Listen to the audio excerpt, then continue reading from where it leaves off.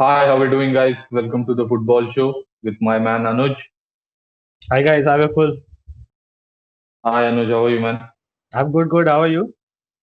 I'm good. I'm good. Yeah. So another show. Okay. So let's begin. Let's start with West Ham. So apparently, their manager and two other players have been tested COVID positive after their game against Arsenal on the weekend. So to let you know a few details about this news, it's West Ham manager David Moyes and two other players, namely Issa Diop and Josh Cullen, have been tested positive after the testing which is done by the team before the training resumes during the week. So for those who don't know about the testing process, so once the game is done for a team which is home or away, what we do is what the teams do is they have the testing next day before they resume the training on the training pitch, in which these three David Moyes, who is the manager of West Ham, and Issa Diop and Josh Cullen have been tested positive. Yeah, I think it was a very scary news that came out because it came out really late. The results came out when these people were in the stadium and they were already traveling with the team and they were also in the lineup. Issa Diop and Cullen were in the lineup. So it was a very scary thing that the results came out that late. And I was expecting the match to be called off like Leighton Orient versus Tottenham Hotspur was called off because a lot of COVID positive cases on Leighton Orient's side. So I think the test results, whatever the system they're following, should come out a bit earlier than they came out for the West Ham game.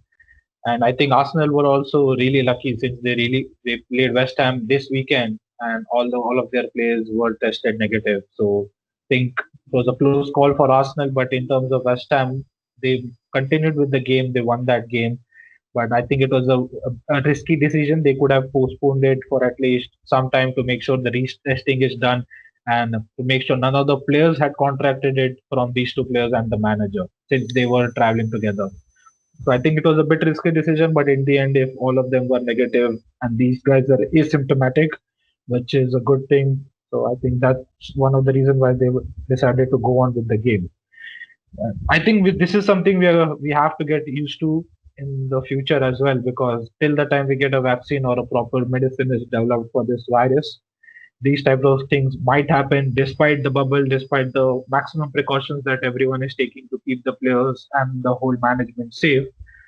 Few incidents like this will keep happening, and I think we have to be prepared for such situation. Which I think the association is doing a good job at it.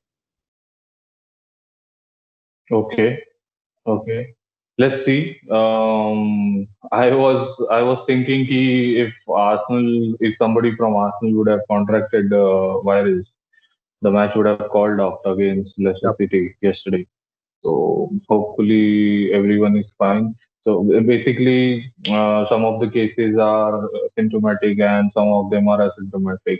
So we never know. Yeah. Right. So next news which we are going to discuss, it's not news. It's basically Manchester United again. And what do you think about their performance against Crystal Palace? I think it was largely disappointing for United fans as well.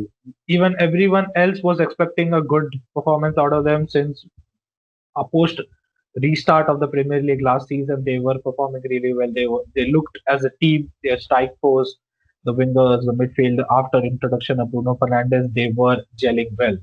But what we saw is like a mirror image of United of the last few seasons, where they look really well, but in the end they don't perform that well. And I think it comes down to a few players that were really the weak link in that performance. Especially, I would like to mention Paul Pogba and Lindelof. I think they had a really bad game. Not saying that they are bad players, but I think they had really bad games. Lindelof, I think, was responsible for the first and the third goal. He let Zaha make the cross. Sorry, Schlupp made the cross for the first goal very easily, and for the third goal, Zaha easily bullied him off and scored past De Gea. I think so. he is one of the weak links in their defense for the past few times we have seen. I think the combination of Maguire and Lindelof is not that convincing as we have seen. Eric Bay should get his deserved chance in that defense, and maybe they can try out how that works. The penalty incident also happened with Lindelof, but I think it was never a penalty. It was really, really unfair to him. I don't think he could do anything in that situation. But as per the books, any handball is a handball in the penalty box. So I think they really need to change that and make sure it's down to the referee to decide whether it was in natural position, unnatural position, and then accordingly take a call. So nothing against him for the penalty incident, but in terms of defense, they look really shaky. In terms of attack, they were very, very slow. They had the ball, they were making sideways passes, not a lot of penetrating passes that we have seen Bruno Fernandes make. And I think one of the reasons for that was he didn't get good support from Paul Pogba and McTominay. We could see Paul Pogba, when he had space, he was making passes which were being intercepted. And when he was running with the ball and he lost it, there was no tracking back. It was Bruno who was coming down from number 10 trying to get the ball back. He showed good intensity, which I think Pogba did not show in that game. So that's why Bruno Fernandes was not involved a lot in attack, that we always see him making those through balls to Rashford, Martial, and Greenwood on the side. So I think they really Okay. need to work on the combination that would work well, or I think they just needed a wake up call and we might see them work better next week. All down to Solskjaer for that. Yeah. Coming back to their defense, I think when you play a back four, the two central defenders, one of them has to be the aggressor. And in this case, Maguire and Lindelof are too similar to create a partnership. They are too similar. No, nobody goes for the ball. Both of them track back, and we can have a separate debate on that. But for me, they are too similar to be a partnership. So that's the thing. And I also would like to discuss Paul Pogba with you. So when last season Bruno Fernandes was signed, Paul Pogba looked a completely different player. He was gelling well with Bruno Fernandes, and since the end of last season and the match against Crystal Palace, Paul Pogba has been poor. Do you think this is a result of Bruno Fernandes playing in the number 10 position rather than playing alongside Paul Pogba? No, I don't think it's down to that. I think Bruno Fernandes is one of the best players that they have in the number 10 position because he has that vision and precision of making those passes and his shooting ability. I don't think anyone has that in United. So that is his best place because he can make that pass into the final third like no one else can in that United team. So I think that's his best place.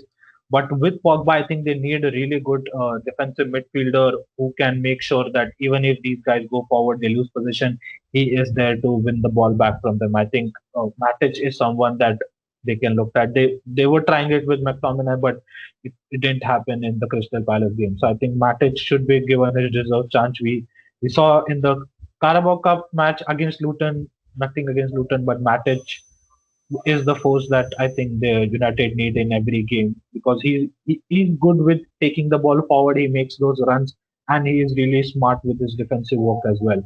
So I think with Matic, Pogba gets a bit more freedom to link up with Bruno Fernandes, but still, despite Matic playing, Paul Pogba needs to do a lot more than what he has done. He needs a lot of more intensity. He's been too casual sometimes, and I don't think that's something that people expect out of him. Yeah, even though your creative midfielder doesn't need to do the dirty work in midfield, he at least have to track back. Like for example, we had this discussion in Arsenal for years.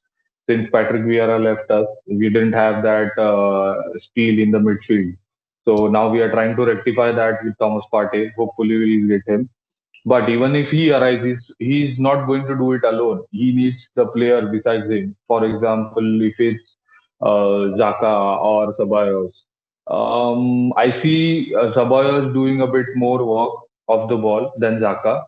Zaka, that doesn't mean Zaka doesn't try, but he's too static for me. So in United's case, Zaka and Pogba are similar because they both are not good off the ball. Uh, Even though their passing range is phenomenal, I admire both of them for that. But then sometimes the thing is, ki if your partner is in trouble, you need to cover for him. Or if you lose the ball, like you said, Pogba did, he didn't track back. Bruno was tracking back, so which is not a good thing. At least you need to track back to put the pressure on. So Yep.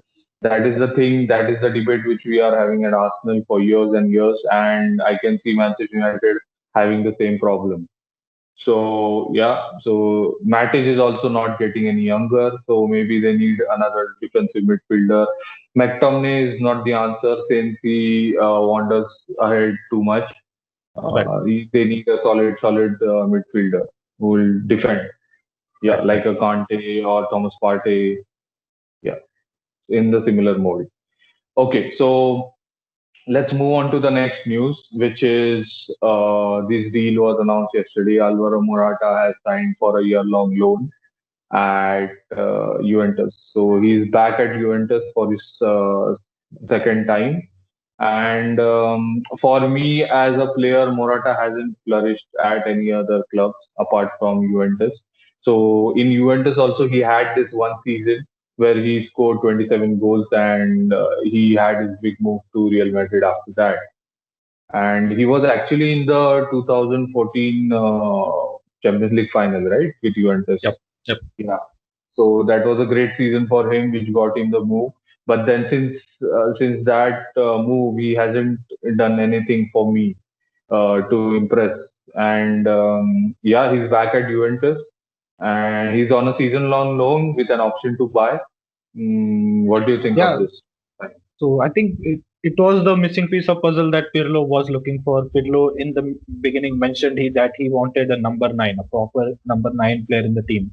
No, we had Gonzalo Higuain there, but Higuain with age has deteriorated a bit, and he was not giving the performances that Pirlo needed. So he was shipped off to Inter Miami, and then we tried initially for Luis Suarez, but then Juventus did not have any non-European quota left, so it was difficult for Suarez to get Italian citizenship and register before 5th of October, the deadline day. Then we went for Edin Dzeko, but that Arkadiusz Milik deal didn't fall through, so we could not get Dzeko. And I think we went for a third option, which was Morata. From the past that I've seen and I've followed Juventus a lot, Alvaro Morata at Juventus was the best Alvaro Morata we have seen. And one of the reasons was that he had really good support. Alvaro Morata as a single striker, I don't think does really well. That we saw him deployed at Chelsea in the 4-2-3-1 formation or at Real Madrid in the 4-3-3 where he's alone in the center. The reason he flourished at Juventus, what we were playing 4-4-2 at that time, he had the support of Carlos Tevez, and after Tevez left, he had Dybala with him. So that combination really worked because the strengths of Morata are his dribbling, his speed, and his passing ability. So you could really use him as a target man where he would get the ball, take it forward, and then pass the ball to someone else who's there with him. We don't see Morata as someone who will carry the ball alone and just keep scoring goals like we have seen other number nines like Suarez and Aguero.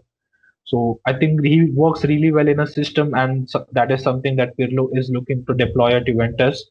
Maybe with a 3-5-2, like we saw, he could play with Ronaldo as a secondary striker, or we could see a three in the front with Ronaldo, Morata, and Kulusevski on the side, and Dybala keeps coming in for Morata and Kulusevski. So I think he's a really good fit for the system. One of the weakness that I find him is his mentality is not that strong. Sometimes we have seen him not score for 3-4 matches, and then he goes completely dead in all the future games till he gets a goal. So his confidence really drops quickly. So I think that's one problem where uh, Morata might face. And the other one that I see him is he's not a 15 goal scorer in the like he's not a 15, 20 goal scorer striker. But I don't think Pirlo expects that from him as well, since we have Ronaldo and Kulusevski Dybala along with him in the strike force. So if he just acts as a secondary striker, plays as a target man, makes those passes, wins the ball, and does his thing like he used to do in the past, I think it would turn out to be a really good signing that Juventus needed. Yeah, I think with Ronaldo deciding to stay one more year at Juventus for next season, he Alvaro Morata is future proofing that position. I do think Pirlo is going to play with a 4-2, 4-4-2 formation. Apologies. But since Ronaldo will not be there next season, he is going to deploy Morata with Dybala, I think. So let's see. Only time will tell. But this season, he's going to play in a 4-3-3 formation, as you mentioned. So let's see how this goes. Okay. So at the end of the show, we always do predictions. So I let's do 4 games. Let's predict 4 games again. So the first game I'm going to go with is Manchester City versus Leicester City. What are your Uh, predictions? Manchester City, we thought they would have a slow start since they didn't have a lot of preseason and few of their players were out injured, some out with the virus. But we didn't see them slack even a bit. Like they were going full on against Wolves from the get go. And Leicester also have been a really, really strong side in the past, and they have really, really performed very good in this season as well. So I think uh, Man City will still win this match, say about 2 goals to 1. I would definitely go for a City win because I think overall as a team they are still stronger than Leicester. Their defense has been really good, and in terms of attack, when Kevin De Bruyne is playing, I think Man City are really really unbeatable with him in the side. Okay. The next match. So you're going with 2-1, right? 2-1 for Manchester City. Yeah. I'll go with 3-0 City since it's at home and De Bruyne is in crazy form. So I yeah. think you need to give some So more credit to Leicester because in terms of attack they have been really good, and I don't think they would not score yeah, since you say Laporte that, is but also not there for City. I know, but it's City basically at home. So 3-0 is customary. Yeah. So the next match which we are going to predict is Tottenham versus Newcastle. And as you said, the Tottenham's match was cancelled in the Europa League qualifier. So the players will be fresh and it's at home. So what do you think the result will be? Last, if you remember, in the last prediction for Tottenham, we mentioned that it would be either of the extremes. It would either be a 0-0 or a complete goal galore, and that is something that we saw in their 5-2 win against Southampton. So I think in the first half, it was not working well for Tottenham because they were playing a high line and they were not able to get past that high line. Harry Kane, with his runs, was offside a lot of times. But in the second half, Mourinho really, really played smart. He asked Harry Kane to drop down because he knows he has the one of the best passing range ability in terms of striker. He asked him to drop down and asked Son to make those runs, and we saw Harry Kane get 4 assists and Heung-min Son scored 4 goals. So in terms of that, I think Mourinho is really getting this team to play really well. And Newcastle in that week didn't play well, but yesterday they played well. They won the Carabao match 7-0. But still, Yeah, with Spurs getting their going, I would definitely go for a Spurs 2-0 win. yeah, I'll go with the same score line. And yeah, so let's move on to the next match, which is Sheffield United versus Leeds United. This is going to be a cracking game because Sheffield United is basically sits deep and plays on the counter, and Leeds United is Leeds United. They are here to impress us. So, what do you think? Seeing the past matches that Leeds have done and Sheffield, I would definitely go for a Leeds win, but the scoreline would be a bit difficult to predict since Leeds have been performing well, but still they conceded 3 goals against Fulham. Like out of nowhere, they were conceding goals. And Yeah, Sheffield their defense is bad, basically. Yeah, yeah. on the other hand, Sheffield have not been that great in scoring goals. So I would go for a 3-0 win for Leeds United. Oh, 3-0. I think it will be a narrow win for Leeds. I do think it will be a battle defense versus attack. Since Leeds United is an attacking team, their defense is not that great. And Sheffield United plays on the counter. So Sheffield United will give them a hard time since Leeds play an open and expensive football. So it will be 2-1 in the favor of Leeds, but it will be a close match. Uh, Yeah. So the fourth match, I was gonna predict the results, but then we are gonna have a special show for that. We'll be having Anuj for that match, which is Liverpool versus Arsenal, and we'll have a separate preview show for that. Don't forget to check that out, guys. The video will be up by this weekend, and we'll have a blast together, hopefully, and hopefully Arsenal will win. Yeah. Okay. Do check that out and do check our channel. And if you're new around here, don't forget to hit the subscribe button to miss you don't miss an update. And we have Football Daily coming up. Yeah, so get along and subscribe. Listen, thanks for coming again, Anuj, onto the show. See you at the weekend on the preview Thank you show. so much, Vipul. It's always a pleasure being here and talking football with fellow fans. It's really, really, really enjoyable. Yeah, see you. Bye. Thank you so much. Cheers, guys. Take care.